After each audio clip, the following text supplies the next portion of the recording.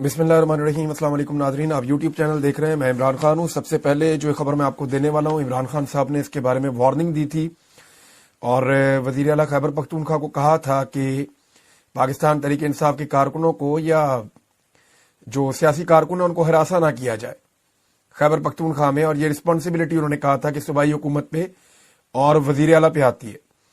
اس کے اوپر ایک جواب بھی دیا تھا وزیر اعلیٰ خیبر پختونخوا نے، اور انہوں نے کہا تھا کہ اس بارے میں آپ بے فکر رہیں، ایسا کچھ نہیں ہوگا اور یہاں پہ ہم ظلم نہیں ہونے دیں گے۔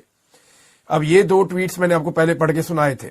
عمران خان صاحب کی مقبولیت بڑھتی بڑھتی اتنی بڑھ گئی ہے اور وہ ببانگے دہل اب عاصم منیر صاحب کا نام لے رہے ہیں۔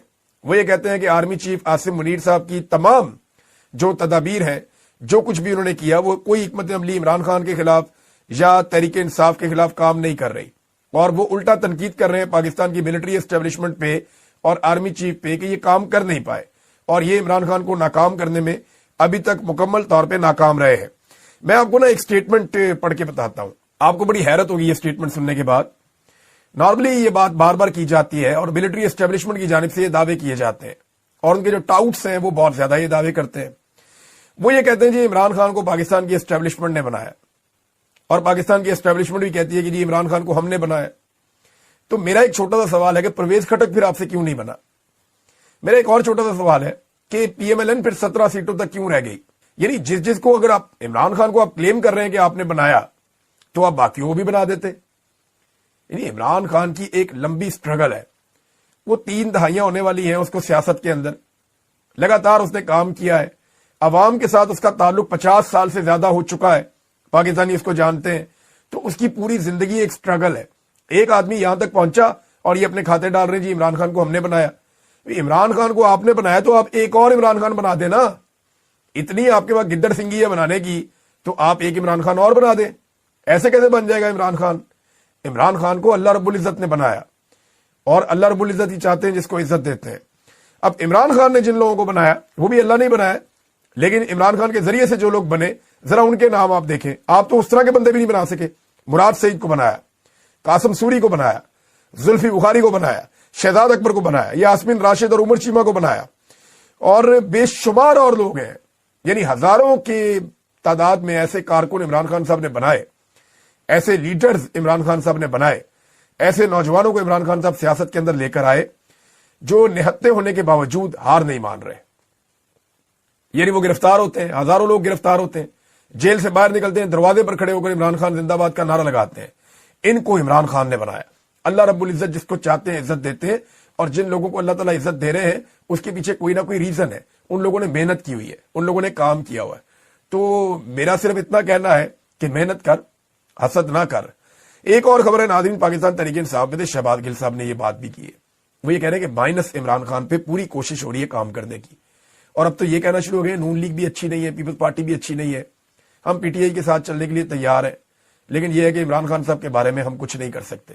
تو اس قسم کی آفریں دی جائیں گی، میرا نہیں خیال یہ کامیاب ہوگا کوئی بھی ایسا معاملہ۔ عمران خان صاحب کے بغیر پاکستان تحریک انصاف ہے ہی نہیں، ہم نے دیکھ لیا نا۔ یعنی جنید اکبر کے سر کے اوپر عمران خان صاحب نے ہاتھ رکھا، وہ لیڈر بن گیا راتوں رات۔ آپ دیکھیں نا، اس سے پہلے کون جانتا تھا؟ جنید اکبر صاحب ایک ممبر قومی اسمبلی تھے، اپنے حلقے میں ان کا نام تھا، وہ ایک سیاستدان ہے، ان کا ایک اصولی موقف ہے، ان کی بڑی عزت ہے، لیکن اس کے باوجود کیا وہ اس بڑے پیمانے کے اوپر یہ سارا کچھ کر سکتے تھے جو انہوں نے کر کے دکھا دیا؟ یہ عمران خان صاحب نے ان کے اوپر اعتماد کیا۔ تو عمران خان ہاتھ رکھے تو راتوں رات جنید اکبر بن جاتا ہے، اور عمران خان ہاتھ اٹھا لے تو راتوں رات جو ہے وہ پرویز خٹک بن جاتا ہے، جس کے سر کے اوپر آپ کا ہاتھ ہوتا ہے۔ تو اسٹیبلشمنٹ کو سمجھنا چاہیے کہ عمران خان ہاتھ رکھتا ہے تو جنید اکبر بنتا ہے، اسٹیبلشمنٹ ہاتھ رکھتی ہے تو کون بنتا ہے؟ نشان عبرت بنتا ہے۔ کس صورت میں؟ محمود خان کی صورت میں، پرویز خٹک کی صورت میں۔ تو یہ بڑے بول بولنا، بڑی بڑی باتیں کرنا، یہ مناسب نہیں ہے۔ اس سے جو ہے وہ صرف یہ نظر آتا ہے کہ آپ نے سیکھا کچھ نہیں حالات سے۔ کبھی کبھی سر نیچے بھی کرنا پڑتا ہے، کبھی کبھی تسلیم بھی کرنا پڑتا ہے کہ کوئی اور بھی طاقتور ہے۔ اب ایک تانا دیا ہے احسن اقبال صاحب نے عمران خان صاحب کو، اور میں یہ سمجھتا ہوں یہ تانا نہیں ہے، یہ تمغہ ہے جو عمران خان صاحب کو لگا ہے۔ احسن اقبال نے کہا ملک میں ایسا کوئی منصوبہ نہیں جس پر عمران خان کا نام ہو۔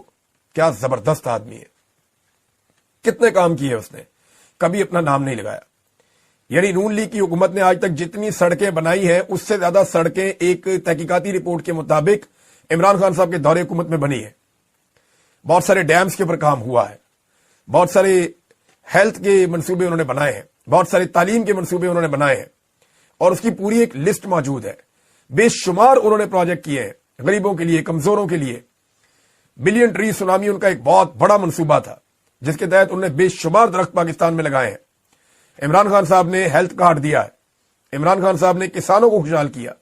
बेशुमार ऐसे प्रोजेक्ट है, लेकिन एक के ऊपर भी इमरान खान का अपना नाम नहीं है। एहसन इकबाल ने अपने मुंह से बता दिया। इधर जनाब जो पुराने मंसूबे बने हुए हैं उनके ऊपर से तख्तियां उतार के कभी ख्वाजा आसिफ साहब अपने वालिद का नाम लगा देते हैं। मरियम नवाज, नवाज शरीफ और शहबाज शरीफ की तो ये गंदी आदत है कि जो भी चीज इनको मिलती है उसके ऊपर नवाज शरीफ का नाम और मुंह लगा देते हैं। और अब मरियम नवाज साहब अपना भी लगा रही है, कोई रेडी नजर आ जाए उसके ऊपर अपना मुंह लगा देते हैं। तो इन्होंने तो कसर छोड़ी नहीं। ये हसीना वाजिद को भी यही शौक था जो शौक इन्हें है। तो वाकई ये बात ठीक है, मैं इस बात से इत्तफाक करता हूं कि मुल्क में ऐसा कोई मनसूबा नहीं जिस पर इमरान खान का नाम हो। मुल्क में ऐसे बेशुमार मनसूबे हैं जो इमरान खान साहब ने चलाए, लेकिन अपने नाम पे नहीं चलाए, उन्होंने इस मुल्क के लिए, इस मुल्क के गरीबों के लिए चलाए।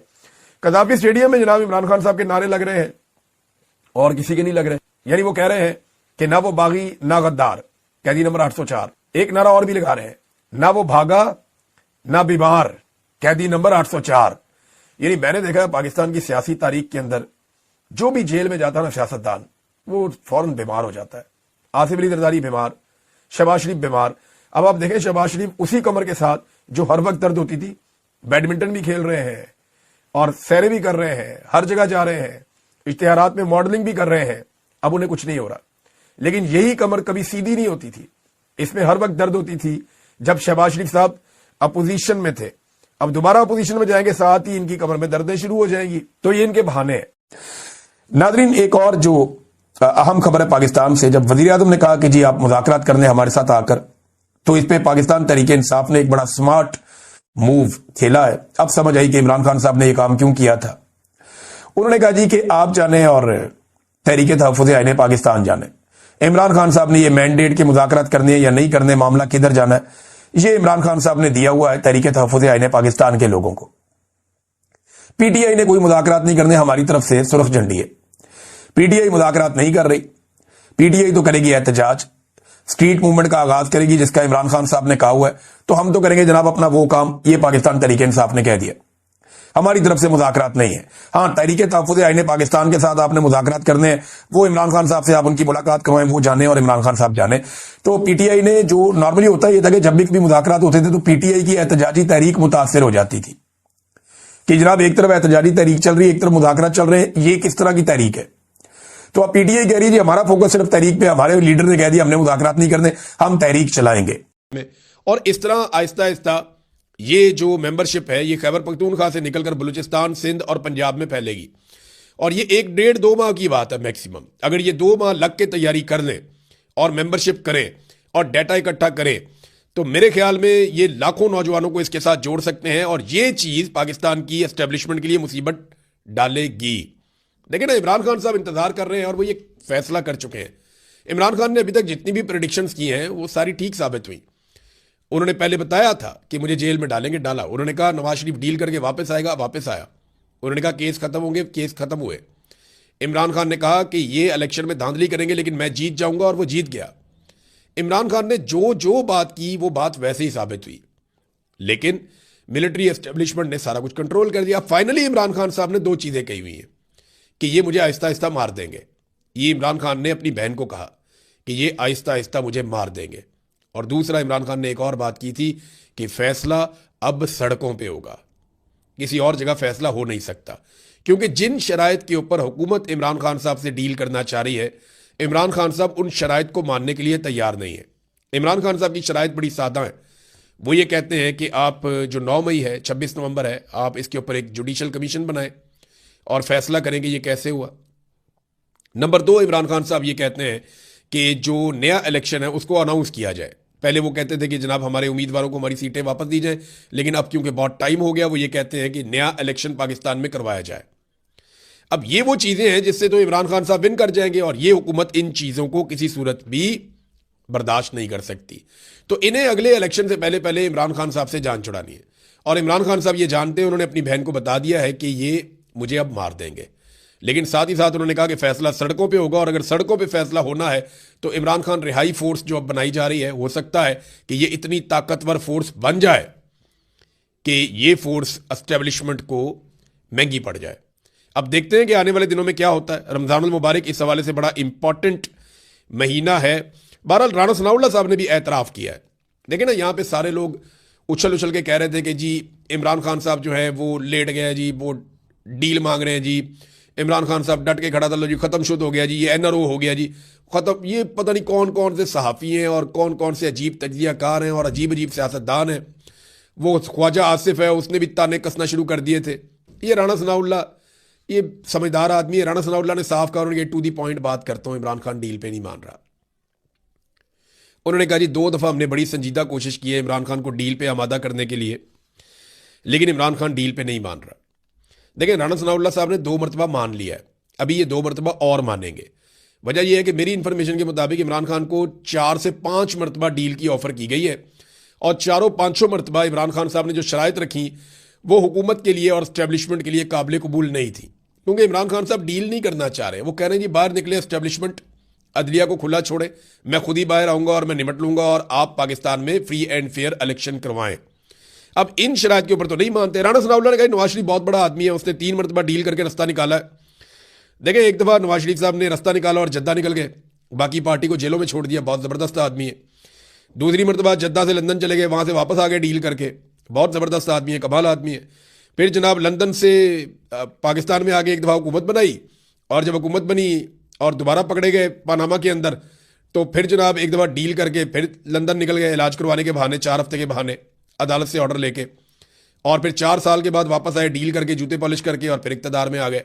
تو اگر اس سے آدمی بڑا ہوتا ہے اور اچھا سیاستدان ہوتا ہے تو رانا ثناء اللہ صاحب، نواز شریف صاحب تو پھر بہت اچھے سیاستدان ہیں، ان سے اچھا تو کوئی نہیں ہے۔ وہ کہتے ہیں جی ہٹ درمی ہے جو عمران خان صاحب دکھا رہے ہیں، انہیں ڈیل کر لینی چاہیے، رستہ نکالنا چاہیے۔ لیکن ایک اور بات وہ کہتے ہیں کہ اگر عمران خان کو یہ یقین ہو جائے کہ انقلاب نہیں آ رہا اور وہ مایوس ہو جائیں اور انہیں پتہ چل جائے کہ دور دور تک کچھ ایسا نہیں ہوگا، تو پھر شاید رستہ نکل آئے۔ دیکھیں، یہ عمران خان صاحب کا سمجھے ہی نہیں ان کو۔ عمران خان نے یہ تو نہیں کہا تھا کہ انقلاب آئے گا تو میں ڈٹ کے کھڑا رہوں گا، اس نے کہا تھا کہ جب تک میرے میں خون ہے میں آخری سانس تک لڑوں گا۔ عمران خان نے کہا تھا میں اکیلا بھی رہ گیا میں پھر بھی ان کے ساتھ لڑوں گا، اس مافیا کے سامنے میں نہیں جھکوں گا۔ تو عمران خان نے تو یہ شرط ہی نہیں رکھی کہ انقلاب آئے گا تو میں کھڑا ہوں گا، عمران خان نے تو یہ کہا تھا کہ میں کھڑا ہو جاؤں گا، تو وہ کھڑا ہوا۔ آپ کو یہ بات سمجھنی پڑے گی، آپ کو ڈیل عمران خان سے وہی کرنی پڑے گی جو لاجیکل ہوگی کہ جناب دوبارہ الیکشن کروائیں۔ آپ نے اس کا الیکشن چوری کیا ہے۔ عمران خان آپ کو 4 سیٹیں نہیں چھوڑ رہا تھا، آپ نے پوری حکومت چوری کر لی اس کی، وہ آپ کو چھوڑے گا؟ وہ نہیں چھوڑے گا آپ کو، یہ بات آپ اپنے ذہن میں رکھ لیں۔ خرم ذیشان صاحب نے ایک بات کی ہے، اور پاکستان تحریک انصاف کے لیے تو یہ تکلیف دہ بات ہونی چاہیے۔ انہوں نے کہا جی کہ عمران خان نے اس مرتبہ میرے پاکستانیوں کہہ کر کوئی پیغام نہیں بھجوایا، اس نے اپنے عوام کو مخاطب نہیں کیا، اس نے اپنی بہنوں سے کہا کہ میرے لیے آواز اٹھائیں، کیونکہ عمران خان نے اپنے عوام کا بہت انتظار کیا ہے۔ لیکن ناظرین، سہیل آفریدی کے حوالے سے میں آپ کو ایک چیز بتاؤں، ابھی یہ بات بھی ہو رہی تھی، عمران خان کی بہن نے بھی کی کہ وہ آ کر بیٹھ گیا اور لگتا ہے کہ سہیل آفریدی کی جگہ لے لے گا۔ تو یہ گنڈا پور کے بارے میں بات ہو رہی ہے، اور میں نے آپ کو کل بتایا بھی تھا پچھلے ویلاگ میں کہ گنڈا پور کے دماغ میں یہ بات اسٹیبلشمنٹ نے فٹ کر دی ہے، اور اسٹیبلشمنٹ کے ذرائع یہ کہہ بھی رہے ہیں کہ سہیل آفریدی کو نااہل کرنے کے بعد گنڈا پور کو وزیر اعلیٰ بنایا جائے گا خیبر پختونخوا کا۔ جتنا میں پاکستان تحریک انصاف کو سمجھتا ہوں اور جتنے میرے رابطے ہیں، میری نظر میں کوئی بھی بن جائے گا تحریک انصاف میں سے وزیر اعلیٰ، گنڈا پور نہیں بنتا۔ اور اگر گنڈا پور کو زبردستی وزیر اعلیٰ بنا بھی دیا گیا نا، تو گنڈا پور صاحب کی سیاست تباہ ہو جائے گی۔ ان پہ بہت تنقید ہو رہی ہے اس وقت پاکستان تحریک انصاف میں، وہ اقتدار کی راہداریوں میں وزارت اعلیٰ کا رستہ ڈھونڈتے ڈھونڈتے اپنی سیاسی عزت گنوا بیٹھے ہیں۔ اور گنڈا پور صاحب کا بھی بڑا لمبا کریئر پڑا ہے، انہیں اپنی ساکھ خراب نہیں کرنی چاہیے تھی، لیکن وہ جوا کھیل رہے ہیں۔ اب اگر سہیل آفریدی کو نااہل کر دیا گیا تو کیا ہوگا؟ دیکھیں، سہیل آفریدی کو نااہل کر کے پاکستان کی اسٹیبلشمنٹ بہت بڑی غلطی کرے گی، کیونکہ سہیل آفریدی جتنا بڑا لیڈر اب ہے، اس سے 10 گنا بڑا لیڈر بن جائے گا نااہل ہونے کے بعد۔ پھر لوگ اس کی زیادہ بڑے پیمانے پر بات سنیں گے، نوجوان اس کے ساتھ زیادہ طاقت سے کھڑے ہوں گے، اور پھر یاد رکھیے گا کہ سہیل آفریدی کے پاس کرنے کے لیے کوئی اور کام بھی نہیں ہوگا، پھر وہ یہ رہائی فورس کے اوپر ہی کام کرے گا۔ تو اسٹیبلشمنٹ کو یہ والا فیصلہ کرنے سے پہلے یہ والی بات سوچنی پڑے گی۔ नाजरीन, ये जो टाउट्स हैं ना, इनके बारे में मैं एक बात कहना चाहता हूँ. ये बार बार कहते हैं ना कि सोशल मीडिया इमरान खान को बाहर नहीं आने देता, बहनें नहीं आने देती, पार्टी नहीं आने देती, और कुछ सहाफ़ी है वो नहीं आने देते. तो मैं एक बात कहता हूँ कि ये क्यों ये बात नहीं करते कि इमरान खान को गैर कानूनी तौर पे जेल में डाला गया. जो लोग इमरान खान के हक में बात करते हैं या ये बात करते हैं कि उसके साथ जुल्म हो रहा है, ज्यादती हो रही है, उनको ये ब्लेम करते हैं कि ये इमरान खान को बाहर नहीं आने दे रहे. और जो लोग जुल्म कर रहे हैं, जबर कर रहे हैं, जो हुकूमत के अंदर हैं, जो आसिम मुनीर और उनकी एस्टेब्लिशमेंट है, उनके ऊपर ये तनकीद नहीं करते. भाई जालिम के खिलाफ बोलो ना, मजलूम को क्यों निशाना बनाते हो? ये एक अजीब तरह की बेशर्मी है जो मैं पाकिस्तान में अब लगातार देख रहा हूं. नाजरीन, दो खबरें ऐसी हैं जो मैं आपके साथ शेयर करना चाहूंगा. उनमें एक तो अच्छी खबर यह है कि शुक्रिया अदा करना चाहता हूं मैं जस्टिस मियां गुल हसन औरंगजेब साहब का, सुप्रीम कोर्ट ऑफ पाकिस्तान के जज हैं, और जस्टिस नईम अख्तर अफगान साहब का. इन दोनों जज साहिबान के सामने मैंने आपको बताया था केस लगा हुआ था सोहराब बरकत साहब का, और सोहराब बरकत को इन्होंने फौरी तौर पे जमानत दे दी. यानी जैसे ही सुप्रीम कोर्ट में ये मामला गया, जमानत फौरन हो गई. अब एक और केस के अंदर मजूका साहब ने जनाब रिमांड दे दिया था, दोबारा से वो जमानत मुअत्तल कर दी थी, तो वो जमानत मुअत्तली हो गई है. वो मामला इस्लामाबाद हाई कोर्ट में है, उम्मीद है अगले हफ्ते वहाँ से भी जमानत हो जाएगी. लेकिन तमाम जो जजेस हैं उनको ये सोचना चाहिए कि सुप्रीम कोर्ट ने उस केस में फौरन जमानत दे दी जिसको आपने इतने लंबे अरसे से लटका कर रखा हुआ था बिला वजह. तो डर को उतारें, खौफ को उतारें, आप अपनी इज्जत करवाएं और अपनी इज्जत बहाल करवाएं, वरना अदलिया का लोग मजाक उड़ा रहे हैं. ये जिस तरीके से आप भोंडे किस्म के मुकदमात को लटका कर रखते हैं, उससे अदलिया का मजाक बन रहा है और कुछ नहीं हो रहा. सोहराब तो बाहर आ जाएगा आज नहीं तो कल, लेकिन अदलिया की क्रेडिबिलिटी वापस नहीं आएगी. ईमान मजारी और हादी अली चट्टा की दरखास्तें जो हैं 24 को, जो उनके खिलाफ फैसला दिया गया पिछले महीने, एक महीने के बाद अब लगाई गई है 19 फरवरी को. जस्टिस मोहम्मद आसिफ साहब इनकी अदालत में, ये वो जज साहब हैं जिनके बेटे ने 2 खवातीन को कुचल के कत्ल कर दिया था और फौरी तौर पे छूट के घर चला गया था. अब देखना यह है कि इनके बेटे ने 2 कत्ल किए और छूट के बाइज्जत बरी होके घर चला गया, और इनके पास केस आया सिर्फ एक ट्वीट का, तो वो मियाँ बीवी घर जाते हैं या नहीं जाते. ये जज का इम्तिहान है. कल हम इस जज का इम्तिहान लेंगे और फिर देखते हैं कि जज साहब क्या करते हैं. जज का इम्तिहान तो वैसे दुनिया में हमेशा होता ही है. अल्लाह रब्बुल इज़्ज़त को जाकर सबसे सख्त जवाबदेही इनको करनी पड़ेगी कि तुम्हें मैंने इंसाफ करने का एक मनसब दिया था और तुमने क्या किया. ये था आज का व्लॉग जो आप लोगों ने सुना.